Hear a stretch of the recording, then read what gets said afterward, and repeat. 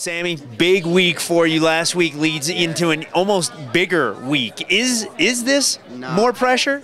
No, definitely not. I don't think it could get any bigger than the X Games for me, at least in my mind. X Games is the biggest event for our sport, so this is just kind of a fun week, and hopefully it's going to be a good event so the Olympic Committee can see what we got.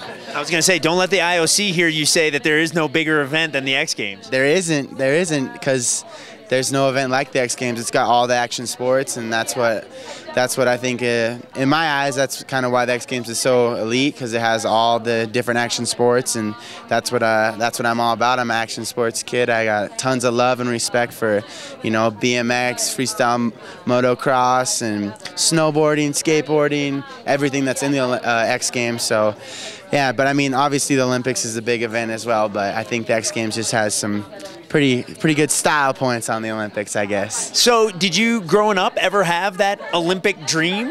Yeah, definitely. I mean, every kid has the Olympic dream, but as I became like a teenager, I definitely started thinking more about the X Games than the Olympics, but I definitely would love to see our sport go into the Olympics. I think there's tons of great opportunities that would come with that, and yeah, I'd love to get an Olympic medal.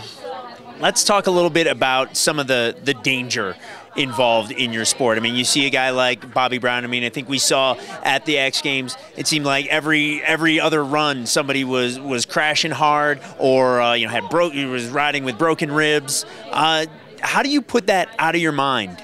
Yeah, you can't think about getting injured out there. If you think about it, then it's probably going to happen. You gotta. But it's definitely a dangerous sport. There's no doubt about that. You're taking tons of risk, but what's cool about it is that it's like everything you see we're doing. We've been training so long for it. So we started when we were younger doing a 360, then we did a 540, and then a 720, then 900 and 1080. So you just build up, and you can avoid some of the risks there. You don't just wake up one morning, I'm gonna try this trick, go out and do it. That's how you get hurt, definitely. So you gotta be smart about what you're doing out there, and yeah. Talk about the way the sport has progressed. You are getting bigger and bigger and bigger. Tricks are getting crazier and more dynamic all the time. Are you how are you personally pushing the sport?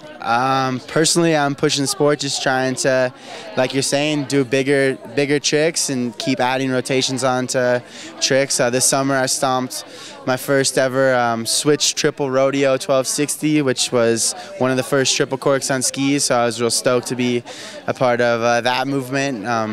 Not that I think that skiing, you're going to see people in the park throwing out triple corks on a daily basis, but it's definitely getting crazy. People are doing left side and right side double corks, so it's just really, really crazy to see where the sport's come in the last 5 years. All right, well, you are now officially part of the U.S. ski team. Do you look at like some of the other sports and see the stuff that like the aerialists are doing or the moguls guys are doing and say, maybe there's a way I can bring that into the slopestyle world? No, I definitely don't. All right. Sammy, thanks so much and best of luck this weekend. All right. Thank you.